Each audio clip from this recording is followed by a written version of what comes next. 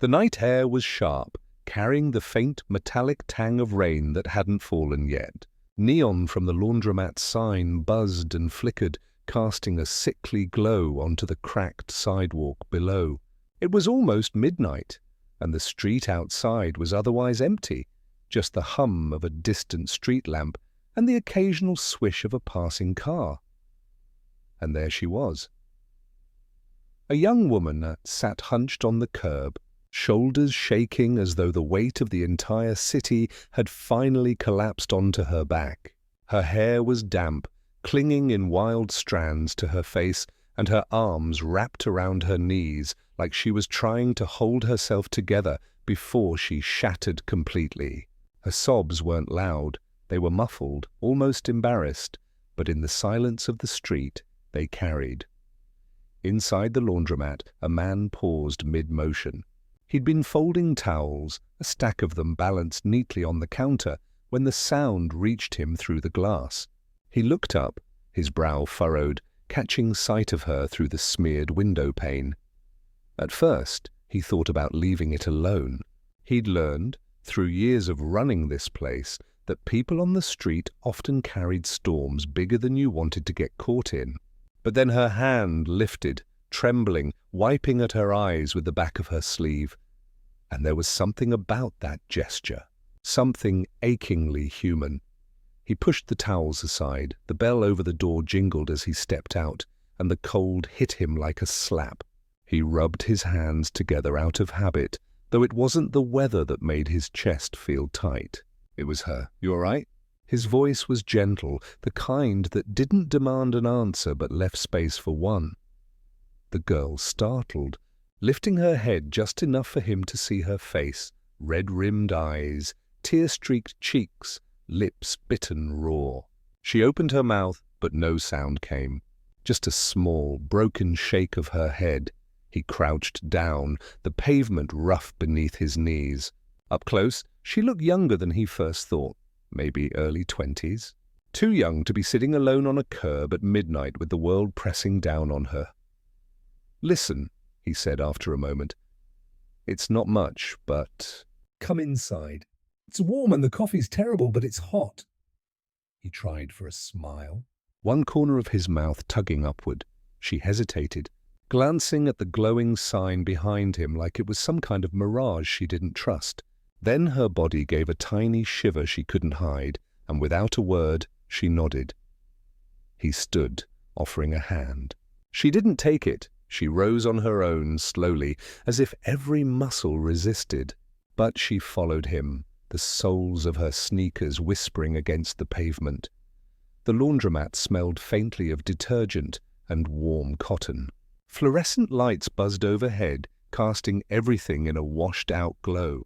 He led her toward the corner, where an old coffee machine sat beside a row of mismatched mugs. Pouring 2 cups, he slid one toward her. She wrapped her hands around it instantly, more for the heat than the taste. Her eyes stayed down, fixed on the steam curling upward. For a while, neither of them spoke. The only sounds were the rhythmic churn of washers still spinning late loads, the occasional drip from the ceiling vent, the soft scrape as he pulled up a chair across from her. Finally, he leaned forward, resting his arms on his knees. "Name's Daniel," he said. "I run this place. Been here longer than I care to admit." Her lips parted, but only a whisper came out. "Maya." He gave a small nod, like he was pocketing the name carefully. "Maya." Silence again. But it wasn't as sharp this time. More like a fragile thread stretched between them. He didn't push. She looked like someone who'd been asked too many questions already, someone who had no more answers left to give. Instead, he let the hum of the machines fill the gaps, offering her the dignity of space. But then, just as he was about to retreat into that silence for good, she spoke. Her voice cracked in the middle, like glass under pressure. I didn't know where else to go. Daniel's throat tightened. There it was, the first crack in the wall she'd built. He wanted to ask, from what? Or why here? But he didn't. He just nodded again, slow and steady, like an anchor in the storm. "You found this place," he said simply. That's something. Her eyes flicked up just for a second, meeting his. And in that flash he saw something raw. Fear. Yes, but also shame, and beneath it all, a flicker of hope so faint it almost hurt to witness. She looked away quickly, sipping the bitter coffee. The clock on the wall ticked past midnight. Outside, the street had gone utterly still, the neon buzzing like the only heartbeat left in the world. Inside, two strangers sat in a pool of fluorescent light, their lives already shifting in ways neither could yet understand.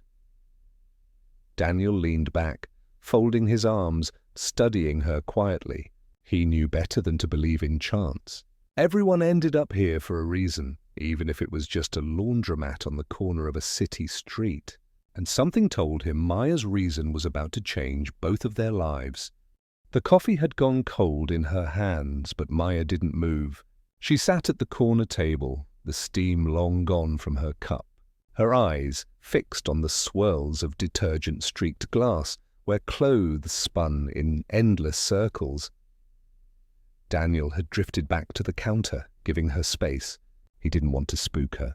Still, every so often his eyes flicked her way, measuring the silence like a man reading the weather. Maya's shoulders rose and fell with uneven breaths. She looked like someone trying to hold back a flood with nothing but bare hands. And then, without warning, the flood broke. "It's not supposed to be like this," she whispered. The words weren't aimed at Daniel, not really. They were more like pieces of thought that slipped out before she could stop them.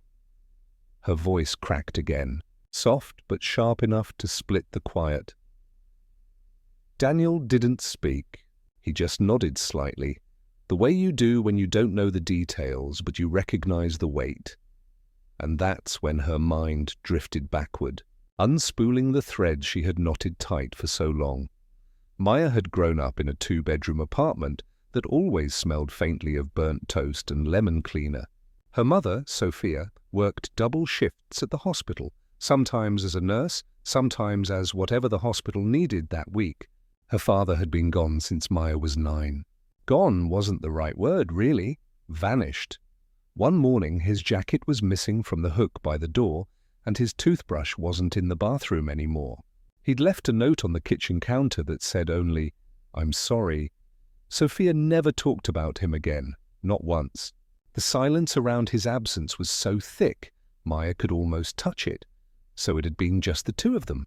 Maya, bright-eyed and restless, and Sophia, who carried exhaustion like a permanent shadow. They made do. On good days, Sophia laughed loud and long, and the sound filled the apartment like sunlight.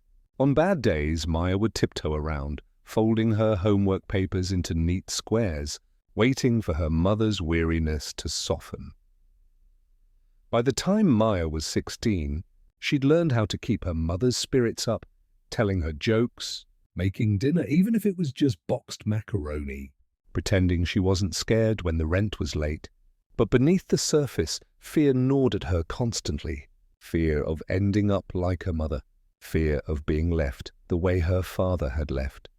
When college acceptance letters started arriving, it felt like a crack of light in a locked room. Maya got into a university 3 hours away, nothing fancy, but it was hers. She left with a duffel bag, a heart full of hope, and her mother's tired but proud smile. For the first time, she believed she might outrun the shadows of her childhood. But freedom came with its own sharp edges. College was expensive. The scholarship covered some, loans covered more, and the rest was supposed to be manageable. Supposed to be. Maya worked 2 part-time jobs, one at a campus cafe, another shelving books in the library. She learned how to stretch $1 until it tore. But even so, bills piled up, and loneliness. Loneliness was worse than she'd expected. The campus was buzzing with people, yet Maya often felt invisible. She wasn't the kind of girl who slipped easily into friend groups. She smiled when she was supposed to, laughed when jokes landed, but inside she felt like a stranger passing through someone else's world. Then came Adam. She'd met him in the library, of all places. He was charming, the kind of charming, that sneaks past your defenses before you realize it's happening. He teased her for the way she stacked books too neatly, called her the perfectionist librarian, and she found herself smiling in ways she hadn't in months. With Adam, everything felt lighter. He talked about adventures, about places he wanted to see, about breaking free from small lives and small towns. When he looked at her, she felt like maybe she could belong somewhere after all. But charm can be a mask. The first time his temper showed, it was small. A sharp word when she was late. A sulk when she didn't text back fast enough. She brushed it off. Everyone gets upset sometimes. The second time, it was harder. He grabbed her wrist when she tried to walk away from an argument. His grip was too tight, left a faint bruise. He apologized, bought her flowers, swore it would never happen again. She believed him, or wanted to, because losing him felt unthinkable, and slowly, almost without realizing, her world began to shrink around him. Friends slipped away. Calls to her mother grew less frequent. Her days became a cycle of classes, work, and keeping Adam calm, until the night it all came undone. It had been raining hard, sheets of water hammering against the windows of his apartment. They were arguing again, something about her working too late, about not answering her phone during her shift. His voice was sharp, cutting. Hers was small, frayed from too many fights. Then came the shove. It wasn't hard enough to knock her down, but it was enough. Enough to snap the last thread she'd been holding on to. Maya stood there, chest heaving, heart pounding like a trapped bird, and she realized this wasn't love. This was a cage. She left with nothing but her bag, ran through the rain, sneakers splashing through puddles, until she didn't know where she was going anymore, just away. Hours later, she ended up outside the laundromat, soaked to the bone, shaking, empty. And when she sat on the curb and the tears came, it felt like the city was swallowing her whole. Back in the fluorescent glow of the laundromat, Maya blinked, pulling herself out of the flood of memory. Daniel hadn't asked for her story, but somehow in the silence, pieces of it had leaked out anyway, her voice raw, broken in fragments. He listened, every line of his face steady, not recoiling, not interrupting, just holding space the way few people ever had for her. And when she finally went quiet, when her voice was nothing but a rasp, Daniel leaned forward. "You're safe here," he said simply. "Whatever came before, it doesn't have to follow you inside." The words landed like an anchor in her chest. Safe. It had been so long since she'd felt that word meant anything. For the first time that night, Maya allowed herself to breathe.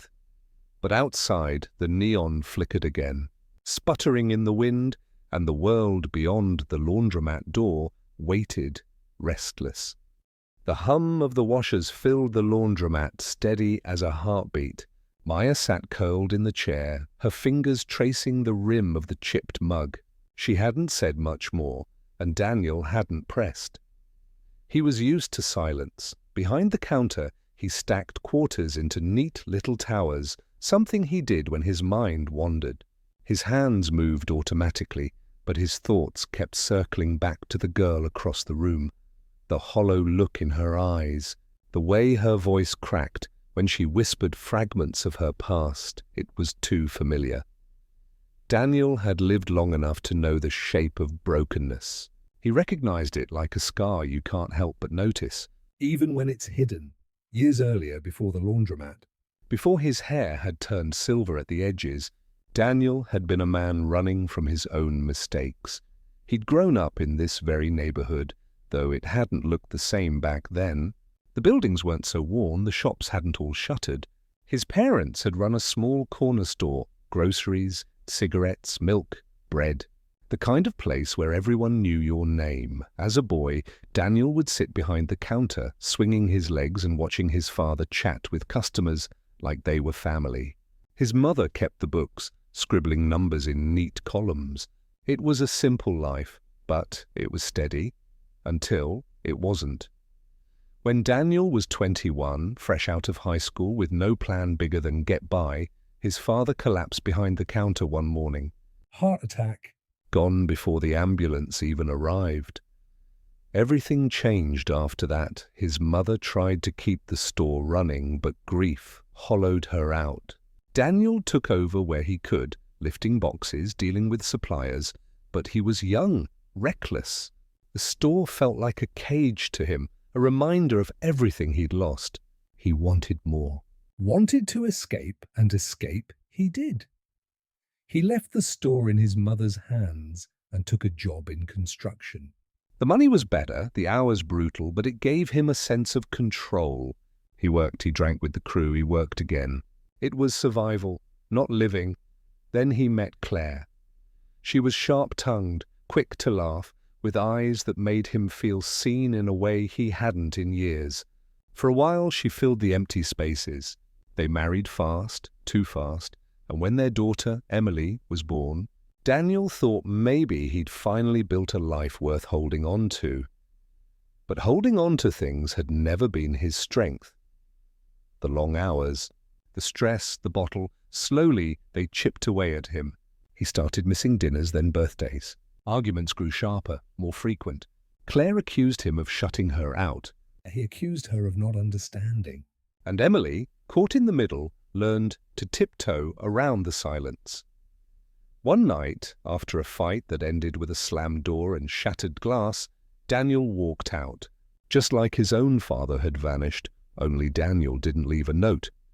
He told himself he'd be back once things cooled down. But days turned to weeks, weeks to months. By the time he tried to return, it was too late. Claire had filed for divorce. Emily wouldn't look at him. That was the moment he realized what he'd become. A ghost. The laundromat had come years later, almost by accident. He'd stumbled across the building, a failing business up for sale, machines broken, floors stained with detergent. Most people saw a money pit. Daniel saw something else, a place to rebuild, brick by brick.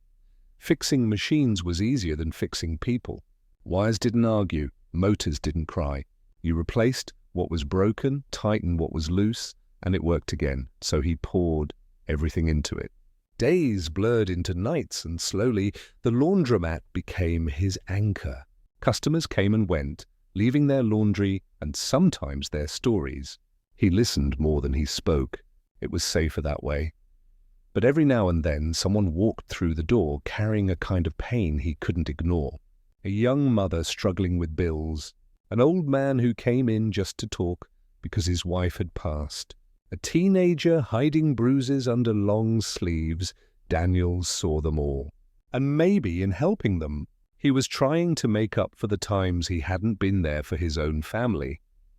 Now, looking at Maya, he felt that old tug again, the recognition of someone standing on the edge of collapse. She caught him staring and quickly looked away, cheeks flushing. He cleared his throat, pretending to busy himself with the coin machine. "You know," he said, voice low, "this place has seen just about everything." Fights, reconciliations, people finding a $20 bill in the dryer and acting like they hit the lottery. Her lips twitched. "Just barely, like the ghost of a smile. My point is," he went on, "People walk in here carrying more than laundry. "sometimes they leave a little lighter." She studied him, eyes narrowed, as though trying to decide whether he was just another stranger with empty words. Daniel didn't push. He'd learned the hard way. Trust wasn't something you demanded. It was something you earned, inch by inch. Instead, he went to the old jukebox in the corner, the one hardly anyone used anymore. With a flick of a switch, it whirred to life, crackling through static before settling on a slow, steady tune from decades past. The music filled the laundromat, soft but warm. Maya blinked, surprised. For a moment, the tension in her shoulders eased. Daniel leaned back against the counter, arms folded. "Sometimes," he said almost to himself, "the noise helps quiet the noise inside." She didn't answer, but her eyes softened, As the night stretched on, Daniel found himself thinking about Emily, his daughter, now grown. He hadn't spoken to her in years. Every birthday he thought about calling. Every year he didn't. Maybe he was afraid of hearing the silence on the other end of the line. Maya didn't know any of this, of course, but somehow the air between them carried the weight of two broken histories colliding. She was running from a love that turned into a cage. He was living with the ghost of a family he'd lost by his own hand. Two people, in a fluorescent-lit laundromat at midnight, both caught in the pause between what had been and what might still be. Outside, the neon sign buzzed again, stubborn against the dark. And Daniel, watching the girl who had stumbled into his world, felt the faint stir of something he hadn't let himself feel in a long time: hope. The clock on the laundromat wall clicked past 1 in the morning. The neighborhood outside had gone completely silent, except for the occasional rumble of a distant bus heading toward the depot. Inside, the machines droned on, steady and hypnotic, filling the silence with their endless spin. Maya shifted in her chair. The coffee had long since gone cold, but she still held the mug in both hands as if it anchored her to something solid. Her body felt heavy, pulled down by exhaustion, but her nerves buzzed too sharply to let her rest. Daniel noticed. "You don't have to sit up all night," he said, his voice carrying the weight of someone who'd spoken to too many sleepless souls. "There's a cot in the back. Not much to look at, but it beats that chair." Maya shook her head almost instantly, a flicker of panic in her eyes. "No, I'm fine here." Daniel paused. He didn't press. He recognized that look, mistrust, baked into bone. Instead, he just nodded. "Suit yourself." "But the offer stands." He turned back to the counter, wiping it down with a rag he didn't really need to use. The place was already clean, but he knew what he was doing, giving her the dignity of space, a way to breathe without feeling cornered. Maya's gaze wandered across the laundromat. The rows of humming machines, the scuffed linoleum floor, the old posters peeling on the walls. It wasn't home, but it was steady. And that steadiness was more than she'd had in weeks. Her eyes drifted to the jukebox Daniel had switched on earlier. The song had ended, leaving the machine in silence, but its presence felt comforting, like a relic of another time. "Why do you keep this place open so late?" she asked suddenly. Her voice surprised even her, breaking through the stillness. Daniel glanced over his shoulder.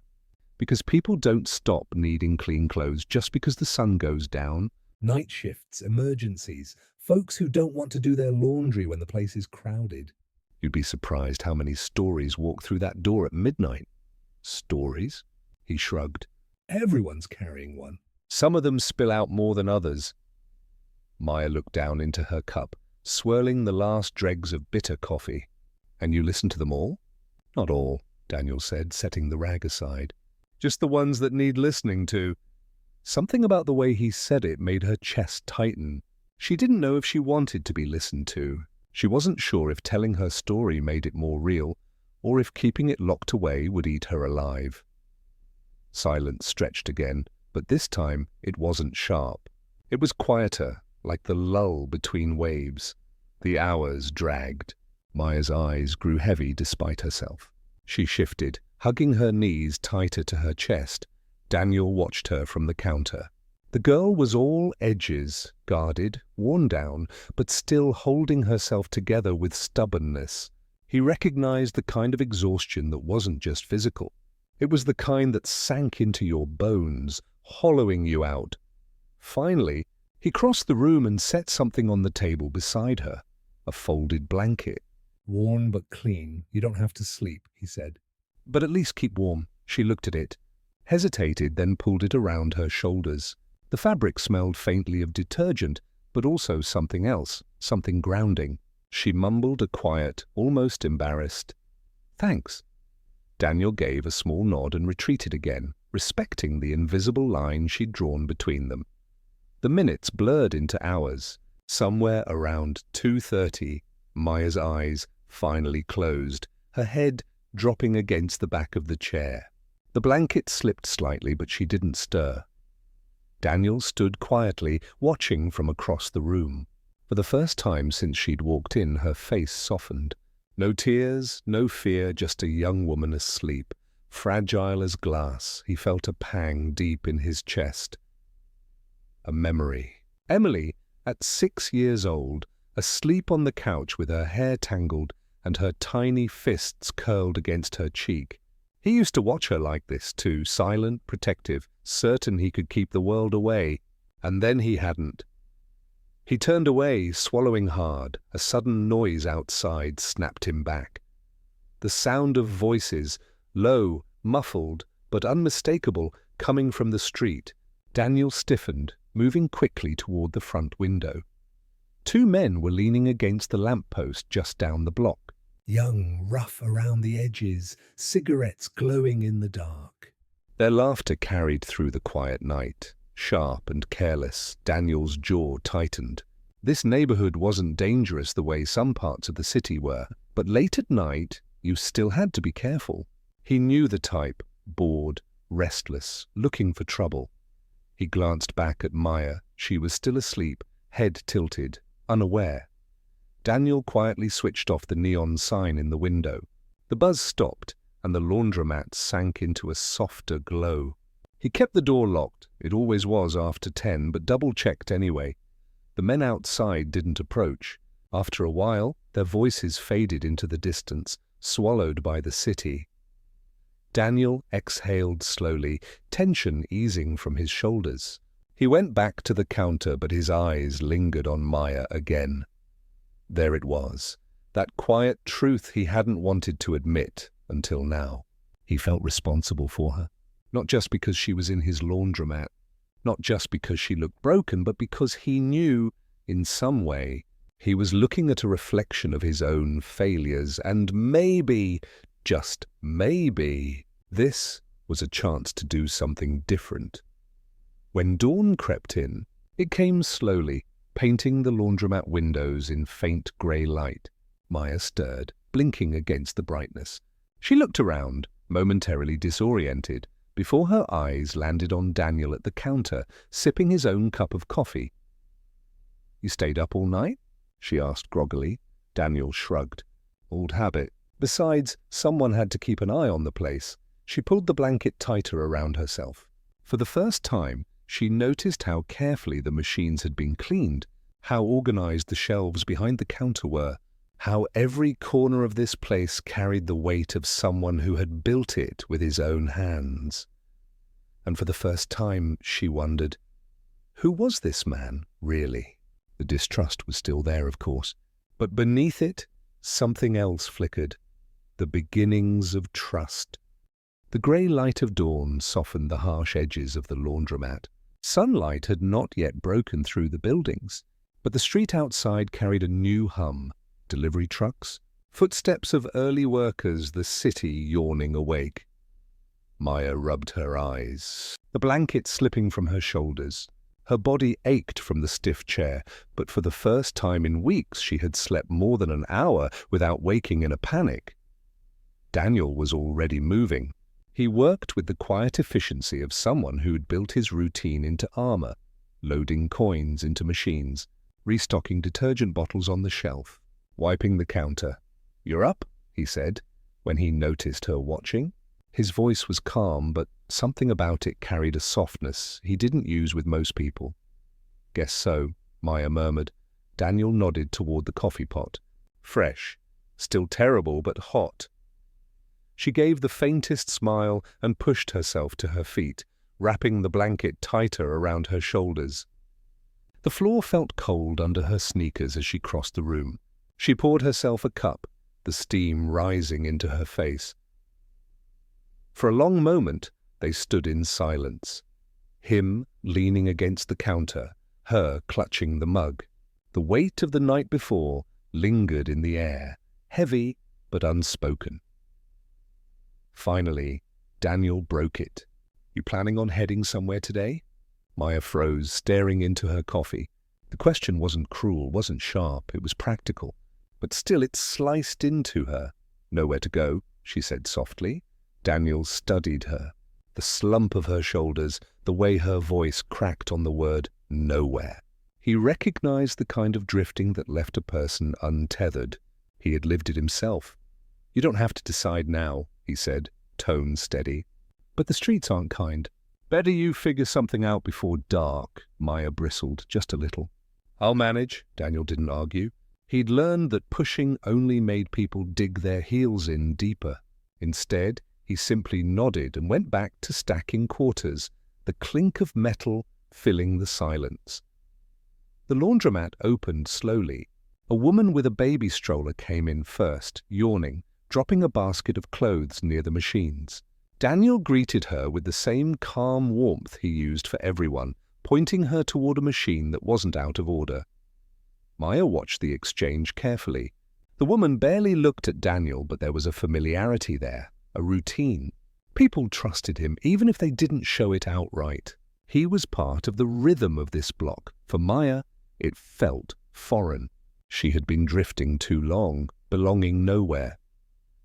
She retreated to the corner with her blanket, sipping coffee, pretending to be invisible. But she couldn't help overhearing Daniel talking to the woman. His voice was steady, patient, as he helped her juggle the baby and the laundry, offering to lift the basket when it was too heavy. It wasn't much, but it was something. When the woman left, Maya found herself blurting out, "You know all your customers?" Daniel raised an eyebrow. "Most of them. Comes with the territory. Why bother?" He gave a half smile. "Because people come here for more than clean clothes. Sometimes it's the only place they stop long enough to breathe." Maya didn't answer, but his words lodged in her chest. Later, when the sun had fully risen, Daniel brought out a small plate with 2 pieces of toast, burnt on the edges, but still food. He set it on the table without ceremony. "You should eat," he said. Maya hesitated. Pride rose up, instinctive and sharp, but her stomach growled, betraying her. She muttered a quiet "thanks" and took a piece. They ate in silence, the sound of chewing almost comical against the whir of the machines. Halfway through her toast, Maya finally asked, "Why did you let me in last night?" Daniel set his plate down, leaning back. He thought about lying, brushing it off with something simple. But her eyes, tired, wary, deserved more than that. "Because I've seen that look before," he said. "The one you had sitting on the curb. Like you're trying to carry the whole world, but it's breaking your back." Her throat tightened. She looked away quickly, chewing harder than necessary. Daniel didn't push. He went back to his toast, leaving her with the weight of his words. As the morning wore on, more customers trickled in. Maya sat quietly in the corner, watching them come and go. An elderly man shuffled in with a cane, muttering about how the machines ate quarters faster than they used to. A teenager with headphones tossed his clothes carelessly into a dryer, bobbing his head to music only he could hear. Daniel moved among them like he'd been doing it forever. Calm, steady, unflappable. Maya couldn't remember the last time she had felt steady. Her fingers tightened around the blanket. For a flicker of a moment she imagined staying, just for a little while. But almost as soon as the thought formed, guilt surged through her. Staying meant relying on someone, and she'd learned the hard way that relying on people ended in hurt. By noon, the laundromat had emptied again. The silence returned, stretching between them. Maya stood, folding the blanket neatly, placing it on the chair. "I should go," she said. Daniel looked up. His expression didn't change much, but his eyes flickered with something, concern maybe. "You sure?" She nodded quickly, too quickly. I can't just stay here." Daniel let out a slow breath. Fair enough. But if you find yourself with nowhere else, this door isn't closed to you." Her throat tightened again, and she hated how much the words affected her. She forced herself to nod, grabbing her bag. The bell above the door jingled as she stepped outside. The city hit her all at once. Noise, heat, the rush of bodies moving past without seeing her. For a moment, She stood frozen on the sidewalk, the laundromat door closing softly behind her. The world felt bigger, harsher, lonelier, and deep down, Maya wondered if she had just walked away from the only place that had felt safe in months. The sidewalk stretched in both directions like a road she wasn't sure how to walk anymore. Maya gripped the strap of her bag until her knuckles whitened. The morning sun had risen high, but the light only made the cracks in everything more visible: crumbling brick, smeared glass, faces lined with exhaustion. She moved fast at first, trying to outrun the lump in her throat, but no matter how far her legs carried her, the memory of warmth clung stubbornly, the smell of burnt toast, the clink of quarters, Daniel's calm voice. Now the street was different. No blanket, no walls to soften the noise. Just her, the pavement, and the eyes of strangers who didn't care to look twice. A man on the corner muttered to himself, rattling coins in a styrofoam cup. He caught her glance, his gaze sharp, too hungry. Maya dropped her eyes and kept walking, her stomach twisted. She had eaten toast, but hunger had a way of never staying satisfied when you didn't know where the next bite would come from. The coffee buzz had faded, leaving only a dull ache behind her eyes. She passed a deli, the smell of frying onions drifting out, stabbing her with longing. For a moment she considered going in, asking for work, or scraps, anything. But then she saw her reflection in the glass. The hair she hadn't brushed, the circles under her eyes, the thinness in her face. She looked like someone no one would trust. Her chest tightened. She kept walking. By noon, the city heat bore down heavy. Maya ducked into the shade of an alley, sliding against the wall. She sat on her bag, knees pulled to her chest. A rat scurried across the garbage near the dumpster, but she didn't flinch. Rats didn't scare her anymore. What scared her was herself, the endless loop of choices that had led her here. Her mother's face flashed in her mind, sharp as glass. The last words they'd spoken, the slammed door, the silence afterward.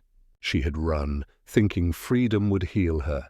But freedom came with a price: nights on benches, hunger that gnawed, a loneliness so loud it felt like static in her ears. She buried her face against her knees. For a moment she let the tears come. Just a few, quiet, quick, but then voices echoed at the mouth of the alley. Two men, laughter too harsh. She stiffened, wiping her face fast. "Hey girl," one called. His footsteps crunched closer. Maya's pulse spiked. She stood, slinging her bag over her shoulder.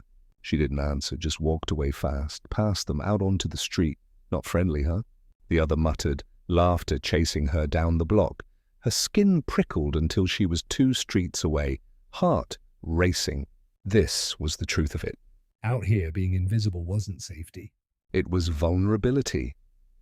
Back at the laundromat, Daniel was fixing the lint trap on one of the dryers when his phone buzzed. He frowned, pulling it out. A missed call. The name on the screen made his chest tighten. Emily. He stared at it. His daughter hadn't called in months. Their last conversation had been clipped, brittle, words exchanged like weapons. He sat down slowly on the stool by the counter, staring at the number. His thumb hovered over the callback button, but he couldn't bring himself to press it. Not yet. Not with the echo of her anger still fresh in his memory.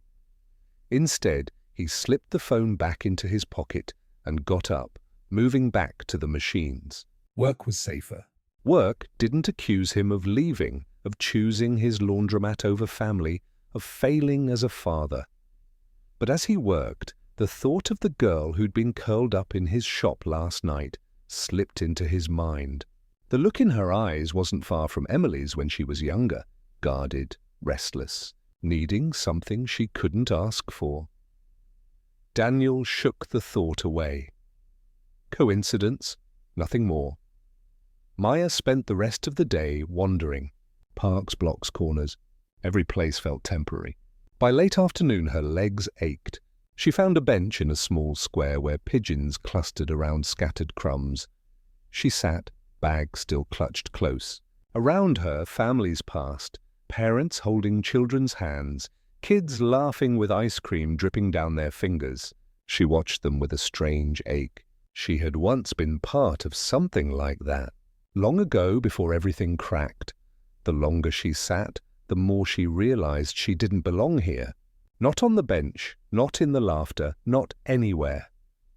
She pulled her jacket tighter, even though the air was warm. As evening slid in, hunger gnawed sharper. She dug into her bag, counting what little she had, 2 crumpled bills, a handful of coins. Enough for maybe a sandwich if she stretched it.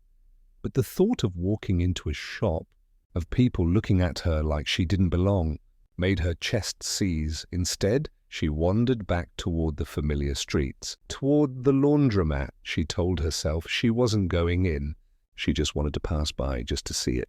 The glow of the neon sign, the hum of machines, proof that it was still there, still steady, even if she wasn't. But when she turned the corner and saw the warm light spilling onto the sidewalk, her steps slowed. Inside, Daniel was helping a young boy load clothes into a machine. The boy's mother stood nearby, exhausted, while Daniel showed the kid how to measure detergent. His voice carried a calm, patient rhythm. Maya stood outside, half hidden in the shadow, watching. Her throat ached. The bell jingled as another customer entered, and Daniel glanced up. For the briefest moment, his eyes flicked toward the window. Their gazes nearly met. Maya stepped back fast, heart thudding. She turned and walked away, the sound of the bell still ringing in her ears. Night fell again. The city cooled, but not for her. She found herself near the same alley as before, curling up against the wall, her bag as a pillow. She told herself she was strong enough, that she didn't need Daniel's blanket, or his burnt toast, or his steady voice. But as the street noises quieted into the darker hours, and the loneliness pressed down like a weight on her chest, a single thought slipped in, unbidden. What if he meant it? What if that door really is open? The night was louder than the day. Cars surged past in fits, horns cutting through the air. Somewhere, a siren wailed, chasing down a crime she couldn't see. Voices rose from bars, drunken laughter spilling into the street, too sharp, too careless. Maya walked quickly, her bag bouncing against her side. She hadn't meant to drift this far. The streets she knew were already rough, but here, blocks from the laundromat, things shifted darker. Storefronts boarded up. Shadows clustered thick in doorways. She tugged her jacket tighter, told herself she'd find a safer place to sleep, maybe a park bench where security lights stayed on. But her feet dragged, tired, unsteady.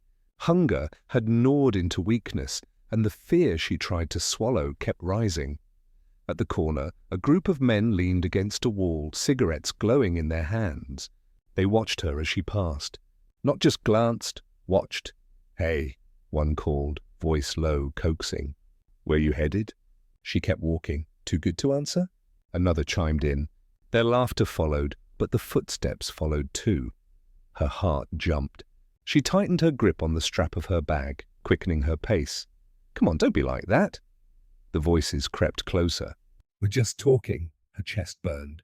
She turned sharply down another street, not knowing if it was better or worse, just needing distance. But their footsteps echoed behind her, steady, unhurried, like they knew she couldn't outrun them. Back at the laundromat, Daniel was locking up for the night. The machines hummed low, a few still spinning, but he'd flipped the sign to closed. The quiet settled in the way he liked it. He wiped his hands on a rag, glanced toward the door. Something tugged at him, a thought he couldn't shake. The image of the girl, Maya, standing in the morning light, saying she had nowhere to go. Her voice had been small, but her eyes had held a storm. Daniel pulled out his keys, ready to head upstairs to his small apartment above the shop. But his feet didn't move. He looked at the door again. The street outside lay dark, sharp-edged. He told himself not to go looking. She wasn't his responsibility. He had enough regrets already, one daughter who barely spoke to him. Taking in strays wouldn't change that. Still, he slipped the keys into his pocket, left the lights on, and stepped outside. Maya's breath grew ragged. She glanced back, 3 men now, shadows stretching long behind them. "Hey! Slow down!" one shouted, panic spiked. She broke into a run, her sneakers slapped against the pavement, bag thudding at her side. The streets blurred. A dead end loomed and she skidded, turning sharp into another alley. Her chest heaved, lungs burning, but the alley was wrong. Trash piled high, chain-link fence blocking the far end. No way out. She froze, staring at the fence, hands trembling. Footsteps closed in. "Well, look at that," one of them drawled. Cornered. Maya backed against the wall, clutching her bag like a shield. Her voice shook when she spoke. Don't come near me," they laughed. One stepped forward, eyes glinting in the dark. "Relax, we're just being friendly." Her heart hammered. She tried to think, could she climb the fence? Too high. Could she scream? Would anyone even hear? Her body locked, fear rooting her to the ground. Daniel walked the block, hands deep in his jacket pockets. He didn't know what he was looking for. Maybe nothing. Maybe just a reason to quiet the unease that had been growing all evening. Then he heard it. A voice, sharp, cracking, echoing from the alley up ahead. Don't come near me!" His steps froze. The sound hit him like a jolt. Daniel turned his head, eyes narrowing toward the alley. He moved fast, instincts cutting through hesitation. Maya pressed harder against the wall as the man came closer. Her hands shook, but her eyes flared with a stubborn spark. She wasn't going to let them take her without a fight. Then another sound cut through, the heavy steps of someone new. What the hell's going on here? The men stiffened, heads snapping toward the alley mouth. Daniel stood there, shadow tall against the streetlight, voice steady but hard. Maya's breath caught, relief tangled with fear.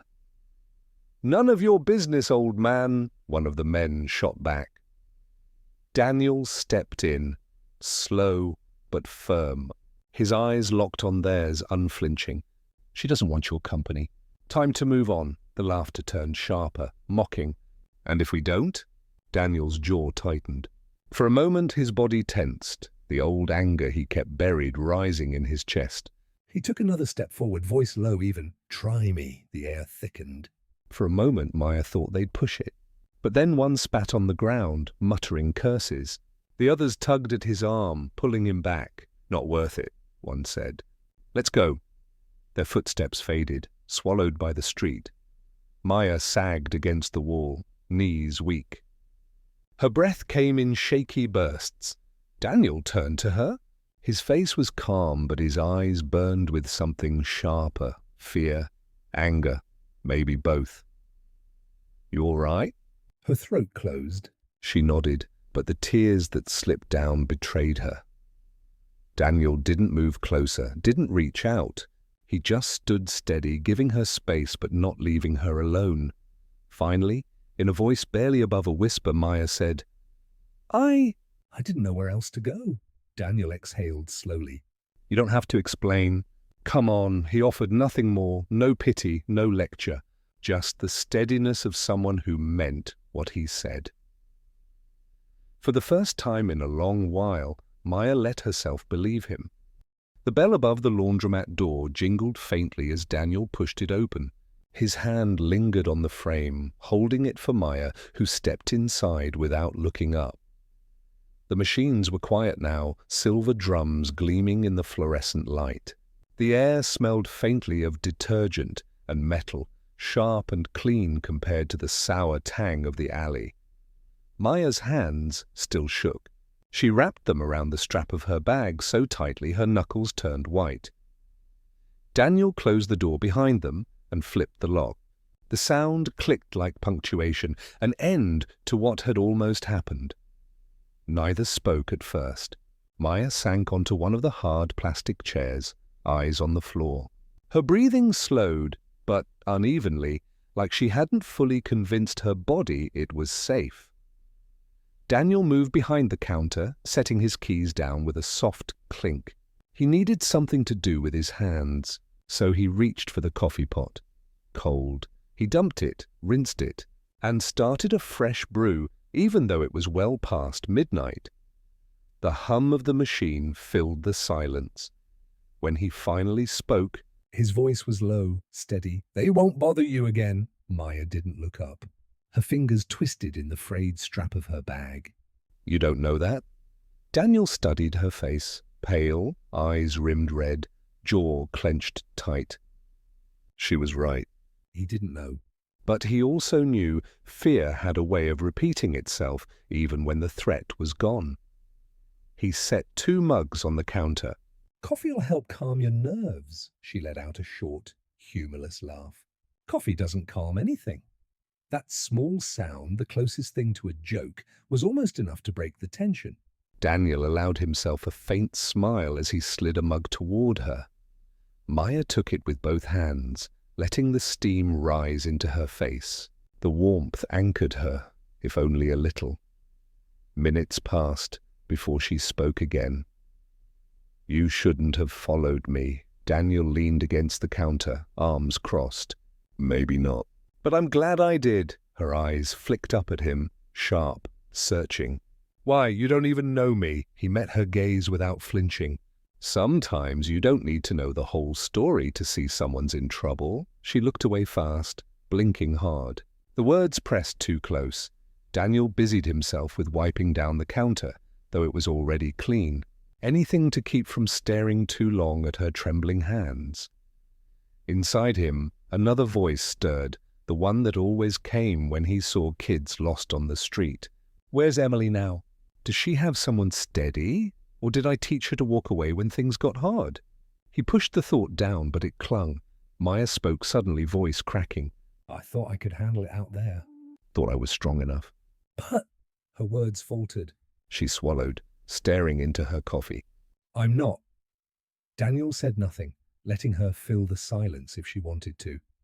She set the mug down carefully, as though it might break. Her shoulders hunched inward. "They followed me." I thought it was the end." Her throat tightened, and the rest dissolved into a whisper. "I was so scared." The honesty slipped out before she could cage it back. She pressed her hand over her mouth, furious at herself. Daniel didn't move closer, didn't reach out. He just nodded slowly, his eyes steady. "Fear's nothing to be ashamed of." The words hung in the air, soft but firm. Maya blinked hard, forcing the tears back. Her whole life, she'd learned to keep her face blank, to never give anyone the satisfaction of seeing her break. But Daniel wasn't asking her to perform strength.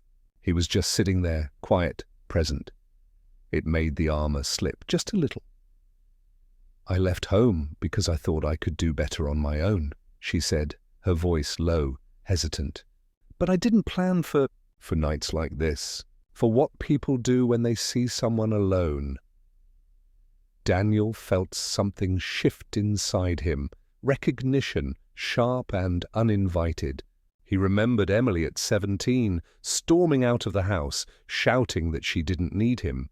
He remembered the sound of the door slamming. He rubbed the back of his neck, eyes dropping to the counter. "It's harder than people think." "Being alone." Maya gave a faint nod, her lip caught between her teeth. The clock on the wall ticked toward 1 a.m. Outside, the city had dulled into silence, only the occasional car passing. Inside, the laundromat felt suspended in time, 2 people held in a pocket of safety, though both carried storms outside their control. Maya leaned back in the chair, exhaustion pulling at her, her eyes half closed, though she fought it. "You can sleep here again," Daniel said quietly.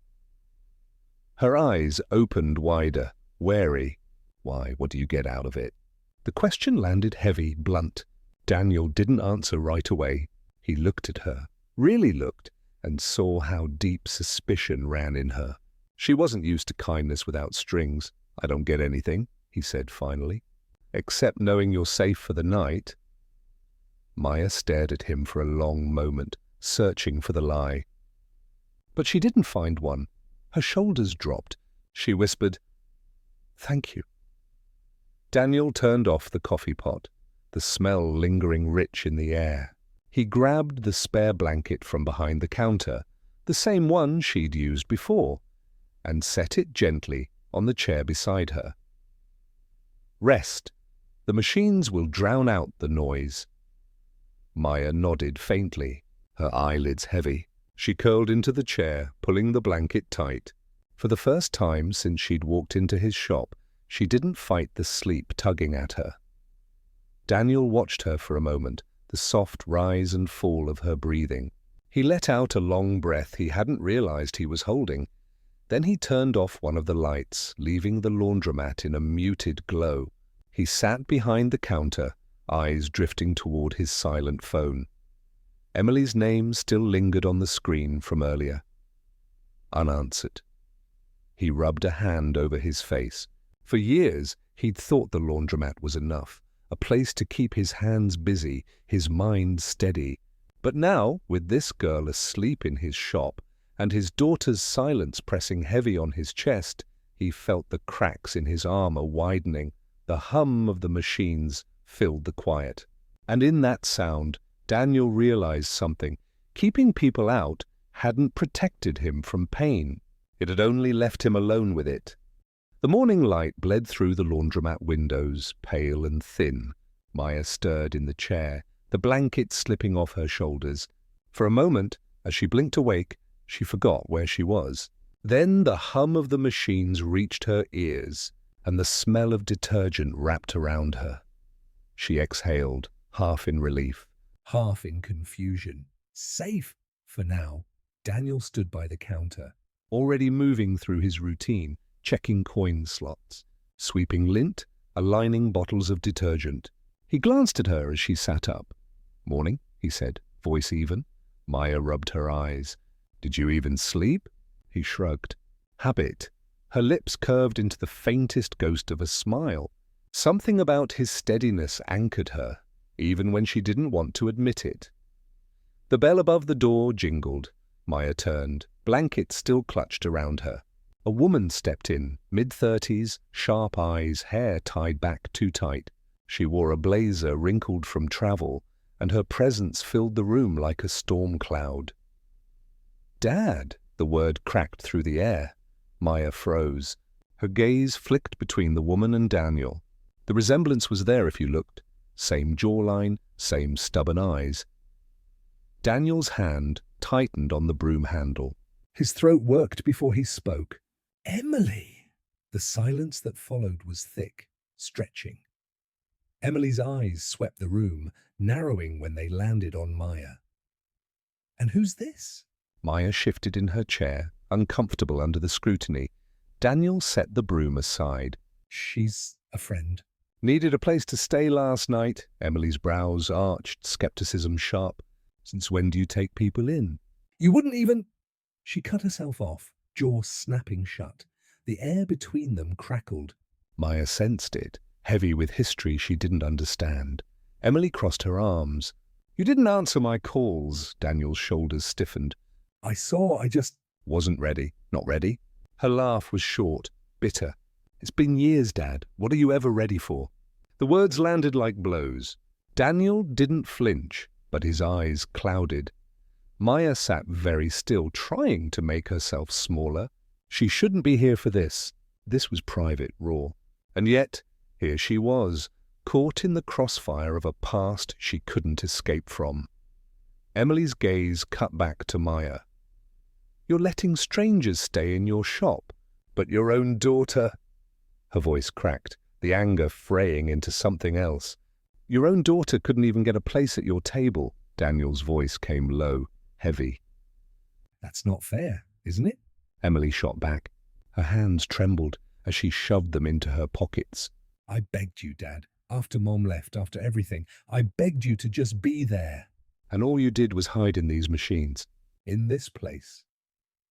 The hum of the dryers seemed suddenly louder, filling the silence between their words. Daniel swallowed hard. I didn't know how to be what you needed. Emily shook her head, eyes wet but burning. You still don't? Maya shifted, heart thudding. Every word pierced deeper than she expected. The raw ache in Emily's voice felt familiar, too familiar. She knew what it was like to beg someone to stay, to watch them turn away. Before she could stop herself, she whispered, "He stayed for me." Both Daniel and Emily turned. Maya's cheeks flushed, but she forced herself to keep going, voice trembling. "Last night, if he hadn't come, I don't know what would have happened." Emily blinked, caught off guard. Daniel's jaw tightened, emotion flickering in his eyes. He hadn't expected her to speak. Maya looked down at her hands, gripping the blanket. "I don't know your story." But I know he didn't have to help me. And he did. The silence that followed was different now, no less heavy, but layered with something raw. Emily's eyes softened, just slightly, before she masked it again. Daniel exhaled, rubbing the back of his neck. His voice was rough when he spoke. Emily, I know I failed you. I know it, but I'm trying. Maybe too late, maybe not good enough, but I'm trying. The vulnerability in his words made Maya glance up. She saw the man who had pulled her from an alley, who had offered her a blanket without strings, who had stood steady when her world spun, and she saw the father who had failed his daughter, carrying guilt like a second skin. Emily looked at him for a long time. Her jaw trembled, her fists clenched. Finally, she turned toward the door. "I didn't come here for this," she said, her voice cracking under the strain.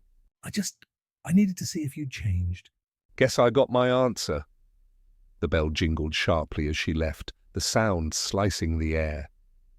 Daniel stood frozen, staring at the door long after it closed. His face was stone, but his hands shook where he gripped the counter. Maya stayed silent, her heart pounding.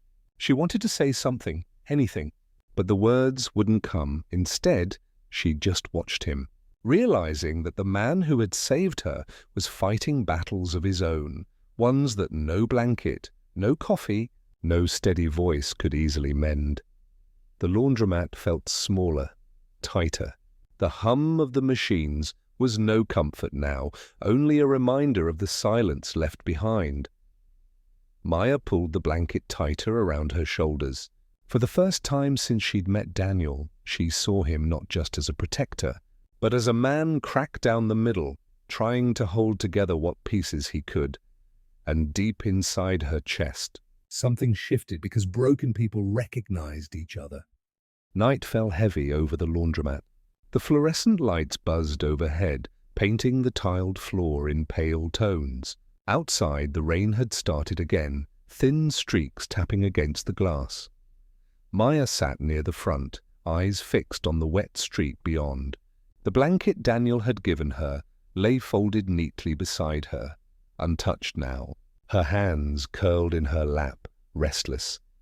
The shop felt emptier than it had all day, even though Daniel was there, pacing quietly behind the counter. He hadn't spoken much since Emily left. His silence wasn't angry, it was heavier than that. Finally, Maya broke it. "You should go after her." Daniel stopped, his back half turned to her. His shoulders stiffened. "She came all this way," Maya said, softer now. "She needed something from you." He shook his head slowly, voice low. "Every time I tried before, I only made things worse. Maybe I'm not what she needs anymore." Maya's throat tightened. "But you're her father." The words hung in the air, trembling between them. Daniel finally turned. His eyes were tired, lined with years of regret. "You ever look back and realize you've been running from your own mistakes so long, you forgot what it was like to face them?" Maya met his gaze, her chest aching. Every day, and there it was. Two broken voices, two shadows crossing in the glow of the laundromat. The bell jingled. Both of them turned. Emily stood in the doorway again, rain dripping from her hair, her blazer damp and clinging to her arms. She hadn't left for long. Her eyes flicked between them, and for a moment her expression wavered. "Forget something?" Daniel asked quietly. Emily swallowed. I didn't want to leave like that." The words cracked, softer now. No venom, just exhaustion. Maya's heart thudded as Daniel stepped forward, uncertain but willing. He wiped his palms on his jeans like a man preparing for battle, though the battlefield was his own daughter's eyes. "I should have been there," Daniel said. No preamble, no excuses. His voice was rough but steady. "When your mom left, when you needed me, I should have been the one to stay. And I didn't. I hid here in these machines. Because it was easier than looking at what I'd lost." Emily blinked fast, her face twisting. "Caught between anger and grief. I can't undo it," Daniel continued, each word a confession. "But if you let me, I want to try." Not as some hero, not as someone who has it all figured out. Just as your dad, flawed, scared, but still here. The silence that followed was jagged, broken only by the steady churn of a dryer. Emily's chin trembled. She bit down on it hard. "You don't get to just fix this with one speech," Daniel nodded. "I know." His voice cracked, but he didn't look away. "I'll show up anyway." Maya's chest ached. Watching them was like staring at her own past, at words she'd longed for but never heard. Her parents hadn't come back. They hadn't fought to stay, but Daniel was standing here, raw and open, fighting for a second chance. Emily's breath shuddered out. Slowly, painfully, she stepped forward. Just one step, then another, until she stood close enough to see the years carved into her father's face. She lifted a trembling hand, then let it fall to her side. Tears welled, spilling before she could stop them. "Don't make me regret this," she whispered. Daniel's eyes shone. He reached out, slow, careful, as if she might vanish, and rested a tentative hand on her shoulder. She didn't pull away. For the first time in years, something fragile mended in that small space between them. Maya turned her face, blinking fast. The lump in her throat made it hard to breathe. A part of her longed for someone to reach for her like that, to claim her even after mistakes, even after pain. Daniel noticed. His gaze softened. "You don't have to be alone either, Maya." Her head snapped up. "What? You think I don't see it?" The way you flinch when someone raises their voice. The way you don't trust a bed to stay yours for more than a night. His voice was gentle, steady. "You don't have to carry that by yourself anymore." Maya shook her head, tears burning. "You don't know where I've been." "What I've done? I don't need the details," Daniel said. "I just know you're here, and you matter." The words broke her. Not because they were grand, but because they were simple, honest, and spoken without demand. Her tears spilled, her shoulders heaving, and for once she didn't try to hide them. The laundromat felt different now. The hum of the machines no longer echoed loneliness. Instead, it was a rhythm, a background to three broken people finding something in each other.